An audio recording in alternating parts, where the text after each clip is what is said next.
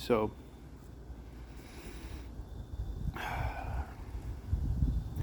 I watched the Charlie Kirk funeral today.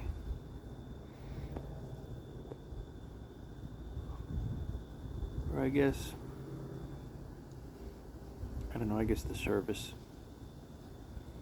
But something that I noticed that they generally glossed over, outside of, I think one individual perhaps mentioned something similar, is that Charlie Kirk was not an extremist by any stretch of the imagination.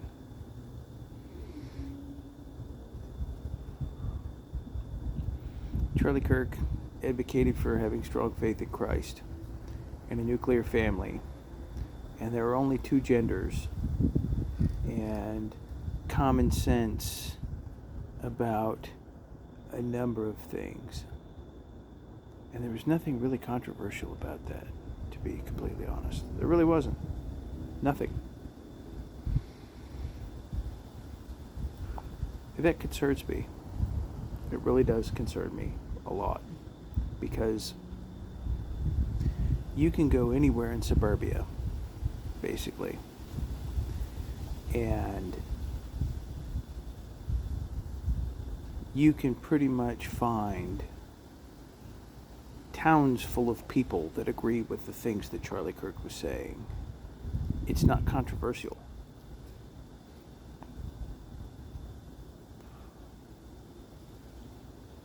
And yet he was shot for that. He was assassinated for views that weren't controversial. That troubles me, because that is essentially like the left wing saying that they're okay with killing off every single person in suburbia, rural areas, small towns, all of that. Like everybody who thought Charlie Kirk's common sense views and ideas about Christianity and the nuclear family, they were celebrating his death. But that's you. That's me. That's and so many people have views that are vastly more controversial than Charlie Kirk had. As I understand it, his wife had more controversial views than he did, which is interesting, I guess, from the perspective of she's going to be leading the organization now. But it's also somewhat amusing that, she would have more extreme views than he would. But the reality of it is, they were celebrating that death. Celebrating the death of Charlie Kirk. A man who basically spread love and brought people to Christ. I mean, I don't even know. I've been struggling to wrap my head around that for the last week and a half. And it's been troublesome, I want to say, because part of me doesn't want to accept the fact that half of this country would celebrate it if I was killed in the same manner. That's very, very upsetting. And I don't know what kind of action to do to rectify that. I don't know how you bridge that gap when somebody doesn't even want to have a conversation. They would just rather shoot you than allow you to talk. How do you connect with people like that?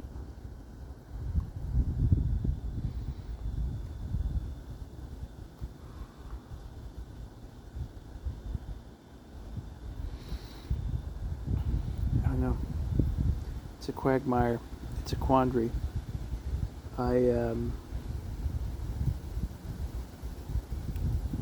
I really think that everything said and done, Charlie was a very positive force in the world. even if he and I didn't always see eye to eye on a number of issues, and I've never met the man personally, but I'm sure based on everything that I've heard that he was probably a fantastic human being, and I have no doubt about that.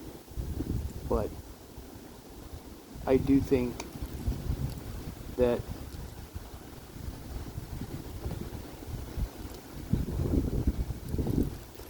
he did more to bring people to Christ and help people find Jesus than anybody has in the last 40 years, 50 years, hell, I don't know. Maybe longer than I've been alive. Yeah, there's something to be said for that. In my book, that makes him a saint, but I'm not the one who has the ultimate final say on that, I suppose. But I do think he's worthy of it.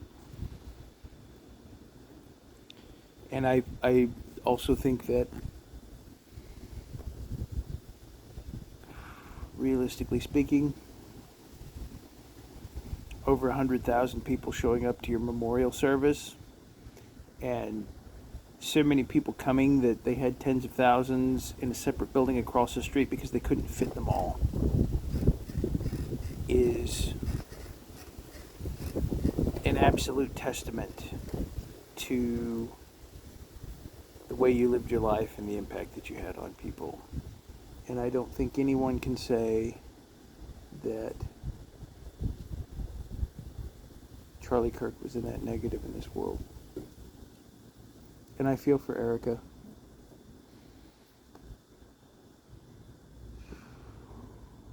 She's grieving, you can tell. Rightfully so. She lost her husband. She's got 2 kids that are going to grow up without really knowing their dad. They're both so young, they probably won't be able to remember Charlie by the time it's all said and done, which is unfortunate, but their dad was a great man and they didn't deserve that.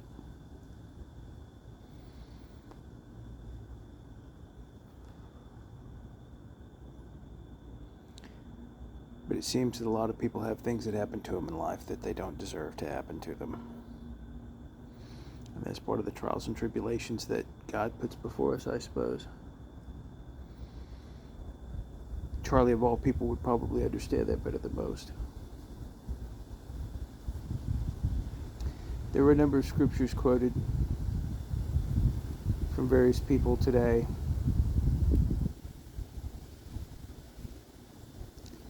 And it was interesting to me, in a sense, because I guess I was just curious why those specific ones. And in a way, they talked about it, but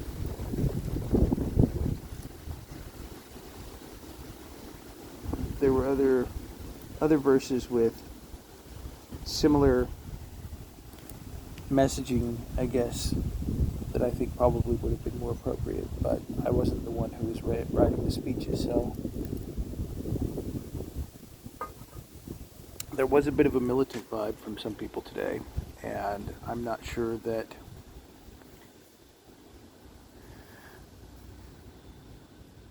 I understand and appreciate the call to action, because something does need to be done, and we do need to be out in force and reclaiming this country and retaking things and making this country great again. We do need to be doing that. And having conversations with people that disagree with us is definitely the strongest way to do that, because you can gain understanding that way on both sides. And I agree with Charlie's philosophy in that regard.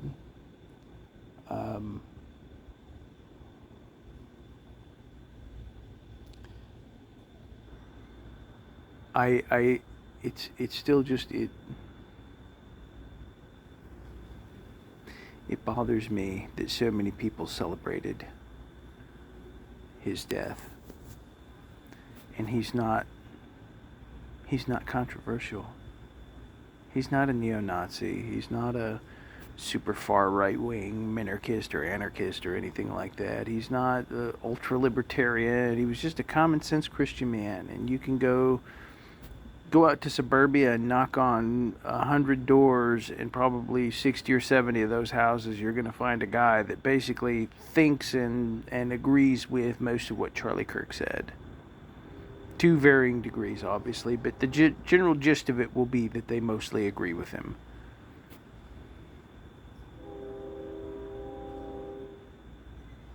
And that's really troubling.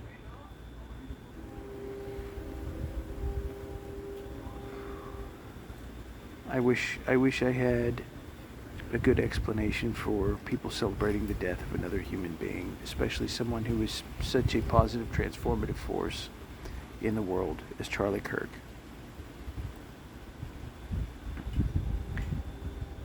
And the only thing I can think is that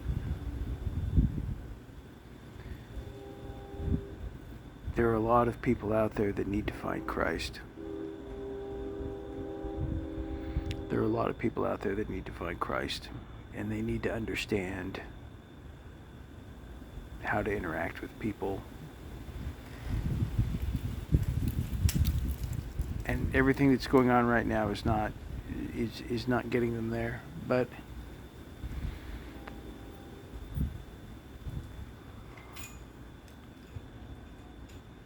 and you can't force people anyway to do that.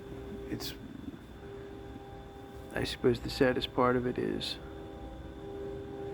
even if you lead a horse to water, you can't make it drink. So, but I do think there are some people in those groups that if they actually understood the message and actually took the time to listen to what he was saying, they would think differently about Charlie Kirk than they do, because they're just listening to left-wing talking points. It's like Jimmy Kimmel. I mean,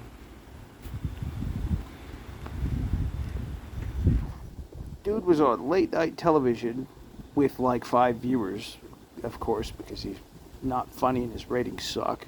But still, to all 5 people that watch the Jimmy Kimmel show, he was sitting there and telling them that the right was trying to make it look like it was anybody other than one of their own.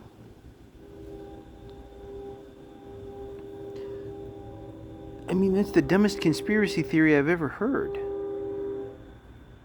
That's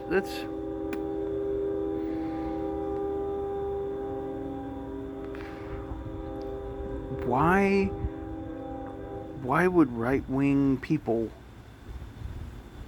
take out somebody who is basically an evangelist Christian talking about common sense stuff? Like, if anything, they might not think he's going far enough. Okay, I can understand and respect that. In some cases, even I may even possibly agree with that. But he's still getting the general message out. Christ, nuclear family, common sense, only 2 genders. Think before you do things that have irreversible changes. Think before you treat someone with disrespect. Treat other human beings as if they're human beings. Like, these are not controversial messages. These are not things that anybody on the right would disagree with. So it just baffles me how anybody can sit there and try. And of course, you know, the origin of that is Reddit, which, I mean, let's be honest with ourselves. If there was a hive of scum and villainy where, you know, rainbow-colored unicorns were shitting right-wing conspiracy theories about, you know, whatever, it would definitely be Reddit, because that's where all the troons are. They've definitely, you know, kind of created themselves an echo chamber there and banned basically any form of thought that isn't like troon brain rot, unfortunately. And I'm not going to get into the politics of Reddit above and beyond that, because there's so many layers to what's wrong with stuff like that I don't know that there's legitimately enough time to sit here and have that full-on discussion. Really, it's tragic. It's very tragic, and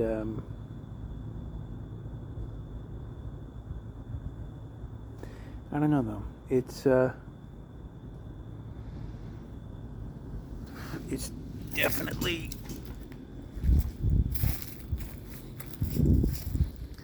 definitely a situation where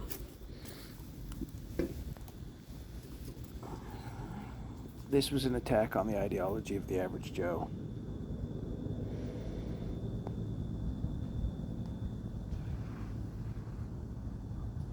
This was, if any Joe Q suburbia was sitting on that campus saying the same things, they would have been shot for saying what they thought. They would have been assassinated for it. And that's tragic. That's very tragic. That we've come to a point in this country where that is, you know, the I guess when your ideas suck so bad that you cannot win a conversation with logic or facts, and you have to resort to ad hominem, which makes you look even more asinine. At that point, the only, like what do you have left? All you can do is try to assassinate your opponent and try to shut them up permanently that way. Except they didn't permanently silence Charlie. And I don't think I think the people, to some degree, that are doing these things don't fundamentally understand that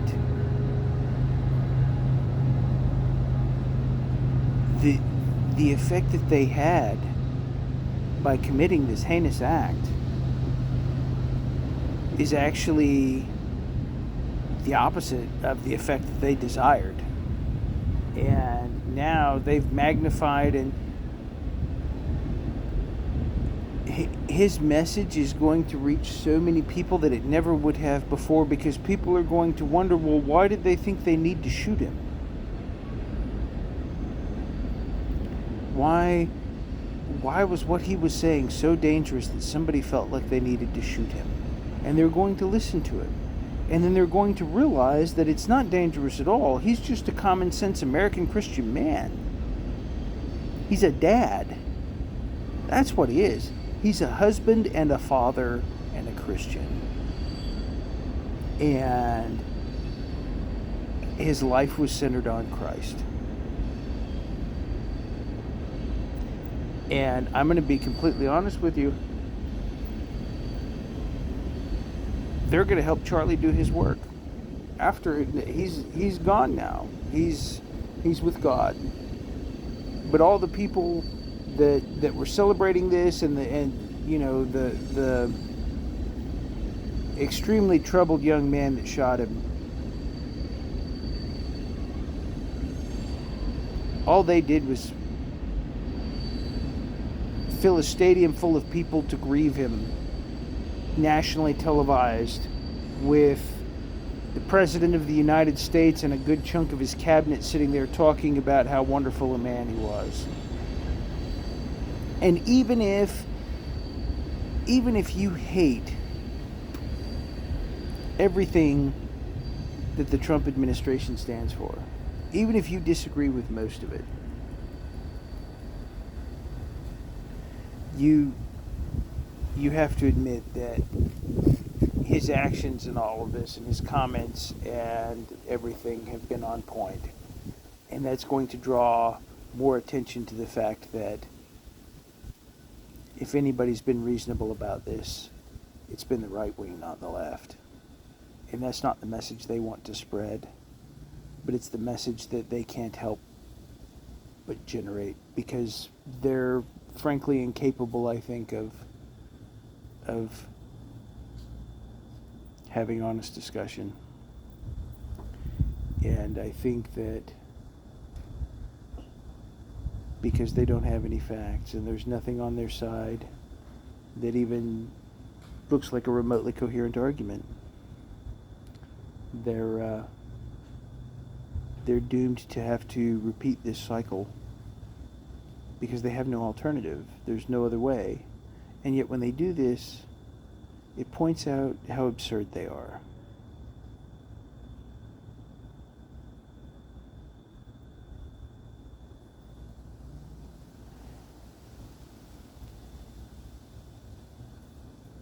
Little self-awareness would be a really beneficial thing for the American left wing. Some realization of what they're doing and how inhumane they've been and how grotesque all of this looks to anybody that's not basically a lockstep communist. Because that's all that's really left on the left wing is it's the communists, and that's why their polls are in the 20% range or whatever. There's just enough kooks out there that think communism hasn't been tried successfully. That's what they're fucking voting for.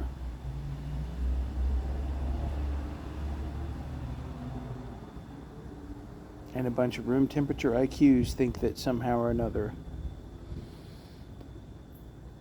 a bunch of brain rot Marxist ideas are somehow going to save this country, and they're desperate to stop anybody from bringing people to Christ, bringing people to common sense, restoring the idea of two parents in a household with children and marriage, faith in God. That's an enemy to them. Because communism wants to replace Christ with the state. Really. I mean, if you think about it, that's what communism is communism is basically a religion where the state takes the place of God. Nobody wins there. Nobody wins there.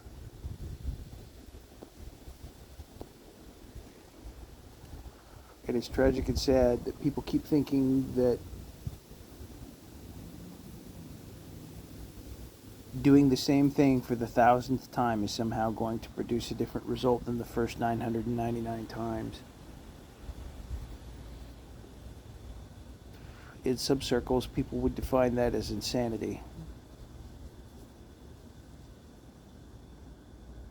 I'm not one to disagree. But the situation ultimately boils down to this. Everybody out there should be watching the people around them carefully. And everybody out there should be having conversations with people who challenge their ideas. Face-to-face conversations, personal conversations, where you interact with a human being in a civil and respectful manner. And all of these people should engage in good faith and have real conversations about religion and society and politics and common sense and all of those things. And it shouldn't be controversial that that happens. Freedom of speech means a marketplace of ideas.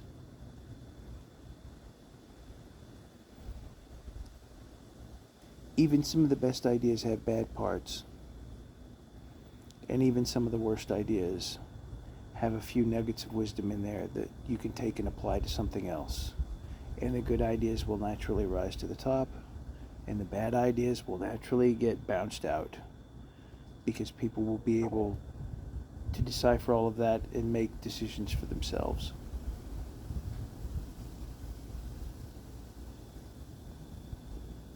Anyway.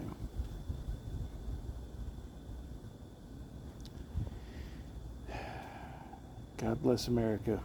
God bless Charlie Kirk. I hope he's resting well up there with God.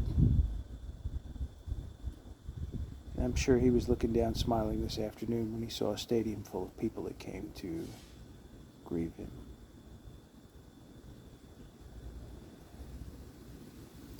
And anyway, if you made it this far, thanks for watching.